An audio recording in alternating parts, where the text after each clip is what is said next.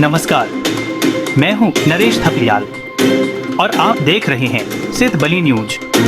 प्रस्तुत है आज के उत्तराखंड समाचार। उत्तराखंड प्रौद्योगिकी विश्वविद्यालय यूटीयू की सेमेस्टर परीक्षा के कथित पेपर लीक मामले में दून पुलिस ने बड़ी कार्रवाई करते हुए शिवालिक कॉलेज ऑफ इंजीनियरिंग के सहायक प्रोफेसर आशीष कुमार गुप्ता को गिरफ्तार कर लिया है। आरोप है कि उन्होंने परीक्षा से पहले छात्रों के व्हाट्सएप ग्रुप और आंतरिक पोर्टल पर ऐसे सवाल साझा किए थे जो बाद में परीक्षा के प्रश्न पत्र से काफी हद तक मेल खाते पाए। एसएसपी देहरादून प्रमेंद्र डोभाल ने बताया कि मामले का खुलासा परीक्षा के बाद विश्वविद्यालय को भेजे गए एक ईमेल से हुआ। ईमेल में दावा किया गया था कि 3 जुलाई को सहायक प्रोफेसर ने छात्रों के व्हाट्सएप ग्रुप में परीक्षा से जुड़े महत्वपूर्ण सवाल साझा किए थे। 8 जुलाई को परीक्षा आयोजित होने के बाद जब इन सवालों का प्रश्न पत्र से मिलान किया गया तो उनमें काफी समानता पाई गई। इसके बाद परीक्षा नियंत्रक डॉक्टर विनय कुमार पटेल की तहरीर पर प्रेमनगर कोतवाली में संबंधित धाराओं में मुकदमा दर्ज किया गया। पुलिस ने जांच के दौरान दस्तावेजी साक्ष्य, डिजिटल रिकॉर्ड और गवाहों के बयान जुटाए, जिनके आधार पर गुरुवार को आरोपी सहायक प्रोफेसर को गिरफ्तार कर लिया गया। एसएसपी ने बताया कि मामले की जांच जारी है। यह पता लगाया जा रहा है कि पेपर लीक या परीक्षा से जुड़े सवाल साझा करने की इस पूरी साजिश में अन्य लोग भी शामिल थे या नहीं। यदि जांच में अन्य व्यक्तियों की भूमिका सामने आती है तो उनके खिलाफ भी नियमानुसार कार्रवाई की जाएगी। उस प्रश्न पत्र को अपने कुछ लोगों को लाभ पहुंचाने के उद्देश्य से उसके द्वारा वो प्रश्न पत्र लीक किया गया था। तत्काल जैसे ही यह मामला संज्ञान में आया था, एसओ प्रेमनगर ने तत्काल पर अभियोग पंजीकृत करते हुए संबंधित सभी जानकारियों को इकट्ठा करते हुए और इनकी आंतरिक जांच की रिपोर्ट को भी सम्मिलित करते हुए आज जो मुख्य अभियुक्त हैं उनकी अरेस्टिंग की गई है। और उससे जो आंतरिक सुरक्षा या आंतरिक परीक्षा की जो भी इनकी तैयारियों के संबंध में जो भी इनके तैयारियां थी या जिस तरीके से इन्होंने ये कार्य किया जाना था, उसके सभी जो दस्तावेज हैं वो प्राप्त किए गए हैं। अभी तत्काल इनकी अरेस्टिंग की गई है। जो मुख्य अभियुक्त है आशीष गुप्ता, इनको अभियोग पंजीकृत करते हुए इनकी अरेस्टिंग करके न्यायिक परीक्षा में भेजा जाएगा। और जो भी लोग इसमें और सम्मिलित हैं, अगर इनको जो किसी लोगों को इसके द्वारा अनुचित लाभ के उद्देश्य से ये प्रश्न पत्र लीक किया गया है तो उनको भी इस विवेचना में सम्मिलित किया जाएगा। किसी भी प्रकार से कोई भी अनियमितता कोई जो संज्ञान में आती है उस पर तत्काल विधिक कार्रवाई करते हुए सख्त वैधानिक कार्रवाई सुनिश्चित की जाएगी।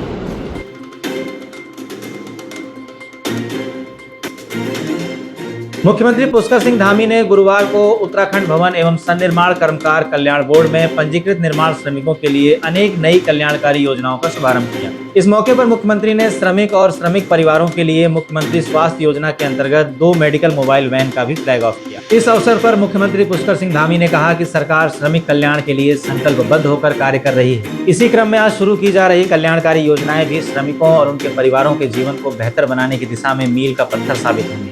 उन्होंने कहा कि मुख्यमंत्री पोषण योजना के माध्यम से जहां श्रमिक परिवारों को पोषण सहायता प्रदान की जाएगी, वहीं मुख्यमंत्री शिक्षा सामग्री योजना के माध्यम से श्रमिक भाई बहनों के बच्चों को शिक्षा सामग्री उपलब्ध कराई जाएगी। मुख्यमंत्री ने कहा कि श्रमिक परिवारों के बच्चों को कौशल प्रदान करने के लिए शुरू की जा रही मुख्यमंत्री योग एवं वेलनेस आरोग्य योजना के अंतर्गत पात्र छात्र छात्राओं को योग एवं वेलनेस के क्षेत्र में निःशुल्क प्रशिक्षण प्रदान किया जाएगा। योजना के तहत हर साल 210 बच्चों को आवासीय सुविधायुक्त प्रशिक्षण प्रदान किया जाएगा। इस योजना के तहत तकनीकी प्रशिक्षण प्राप्त कर रहे 70 युवाओं को भी प्रशिक्षण पूर्ण होने के बाद रोजगार से जोड़ने की भी व्यवस्था की गई है। देहरादून में स्वास्थ्य मंत्री सुबोध उनियाल के आवास पर उस समय अफरा तफरी मच गई जब वर्षवार नर्सिंग भर्ती की मांग को लेकर पिछले करीब 7 माह से आंदोलन कर रहे नर्सिंग एकता मंच के 4 प्रदर्शनकारियों ने कथित तौर पर फिनाइल पीने का प्रयास किया।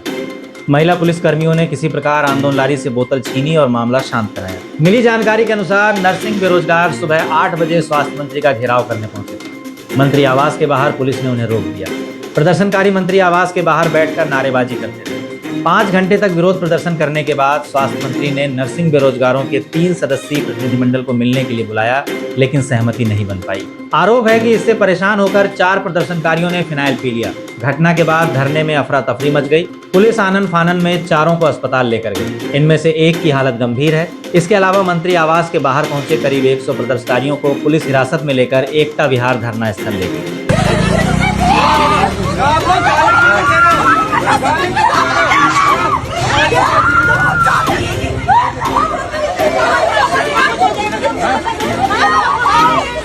जाने क्यों नहीं दे रहे ऐसे क्या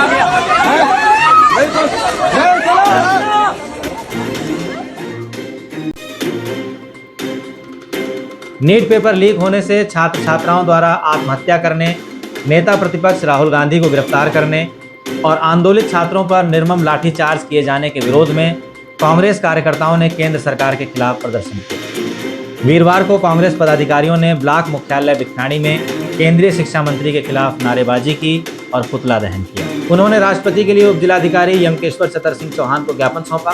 ज्ञापन में यह भी चेतावनी दी गई कि यदि केंद्रीय शिक्षा मंत्री धर्मेंद्र प्रधान ने इस्तीफा नहीं दिया तो राष्ट्रीय एवं प्रदेश नेतृत्व के निर्देश पर व्यापक स्तर पर कांग्रेसी आंदोलनात्मक कार्यक्रम चलाने के लिए बाध्य है। इस अवसर पर ब्लॉक अध्यक्ष यमकेश्वर अनिल रतूड़ी, कांग्रेस पूर्व जिलाध्यक्ष विनोद डबराल, ब्लॉक अध्यक्ष द्वारीखाल संजय तोमर, ब्लॉक अध्यक्ष दुगड्डा राजीव जखमोला, डॉक्टर कृत सिंह नेगी सहित बड़ी संख्या में कार्यकर्ता मौजूद रहे। गट्टू की सरकार नहीं चलेगी, नहीं चलेगी। गट्टू बट्टू की सरकार नहीं चलेगी, नहीं चलेगी। गट्टू बट्टू की सरकार नहीं चलेगी, नहीं चलेगी। अंडरवर्ल्ड मुर्दाबाद, मुर्दाबाद।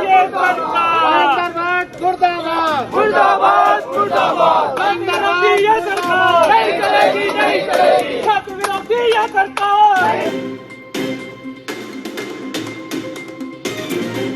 कोटद्वार के काशीरामपुर तल्ला में धंसी सुरक्षा दीवार और सड़क पर गिरे पत्थरों का पूर्व कैबिनेट मंत्री सुरेंद्र सिंह नेगी ने संज्ञान लेते हुए मौके पर पहुंचकर अधिकारियों को समाधान के निर्देश दिए। इस अवसर पर पूर्व मंत्री नेगी ने कहा कि काशीरामपुर तल्ला क्षेत्र में सीवर लाइन बिछाने के दौरान सड़क किनारे की मिट्टी अत्यधिक खोदे जाने तथा लगातार हो रही बारिश के कारण सुरक्षा दीवार ध्वस्त हो गई है। बड़े बड़े पत्थर सड़क पर गिर जाने से स्थानीय लोगों को भारी परेशानियों का सामना करना पड़ रहा है। कहा कि सुरक्षा दीवार धंसने और सड़क पर पत्थर गिरने से कभी भी कोई बड़ा हादसा हो सकता है।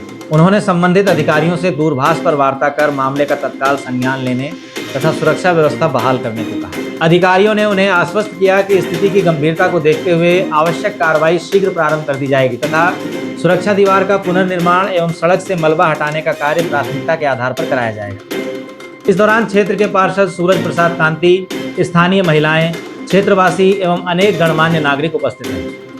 2018 में जब ये नगर निगम बना तो उसके बाद प्रथम मेयर जो है हेमलता जी बनी और हेमलता जी ने यहाँ पर जो है इस सिविल लाइन को स्वीकृत कराने के लिए एक डीपीआर बनवाई। उसमें तमाम अधिकारियों को बुलाया गया था और वर्ष 2019 में इसका सर्वे किया गया था। सर्वे करने के बाद इसका जो है एस्टीमेट डीपीआर जो है विभाग के द्वारा बनाया गया। तो ये हिदायत हमने जो है शीर्ष अधिकारियों से इनकी बात की है और उन्होंने माना है कि इसको काम करने की जिम्मेदारी इनकी है, वो करेंगे।